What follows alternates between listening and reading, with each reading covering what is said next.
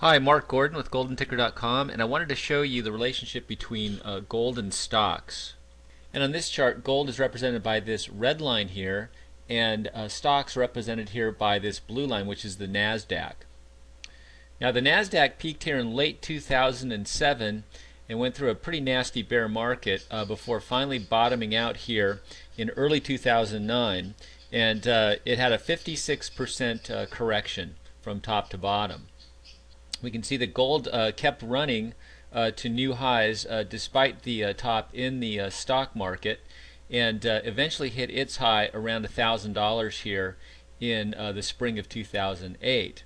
Now gold pulled back and had about a 34% correction before bottoming here just under $700 here back in late 2008.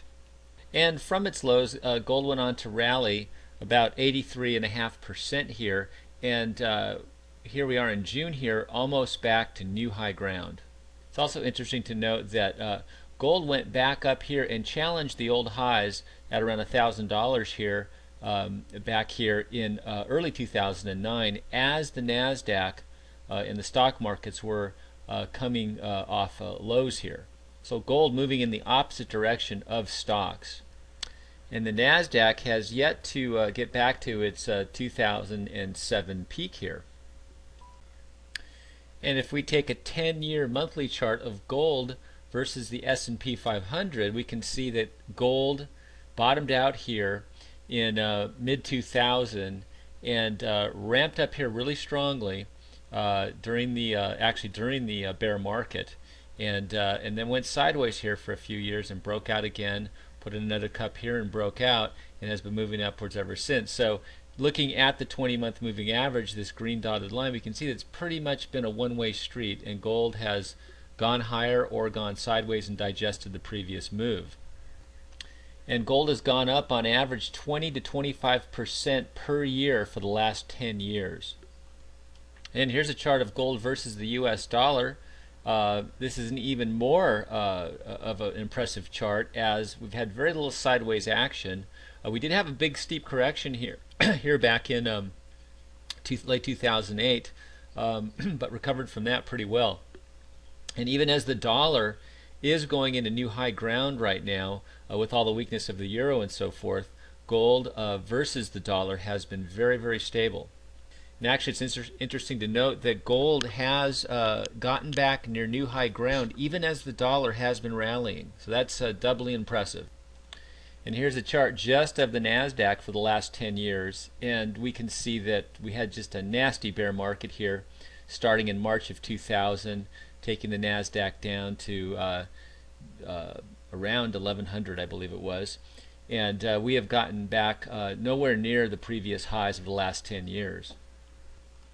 And looking at a 10-year chart of the Dow Industrials, we can see that gold is clearly the winner, with the Dow still in about the same price range as it was over 10 years ago.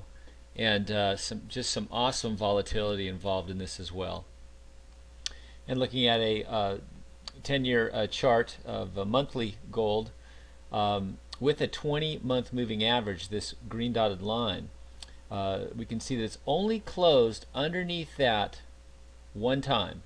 And stocks or commodities are said to be in bull markets when they are over the 20-month moving average. So for the last 9 years, gold has been staying above that except for 1 month.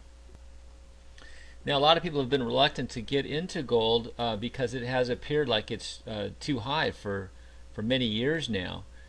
And an interesting note is that gold tends to run in about 18-year cycles. So if that holds, we're only about halfway through this move.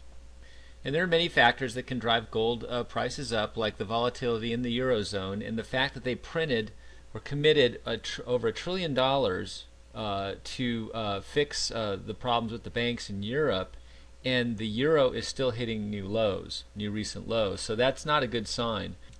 And looking at a chart of gold versus the euro, we can see that it went sideways here until about mid to late 2005. Then gold really took off against the euro here. And some sideways action here through 2007 and then taking off again. Some volatility here, and then of late we have really ramped up to a very parabolic rise here as the euro keeps crashing. So I bet a lot of people holding euros wish they had more gold.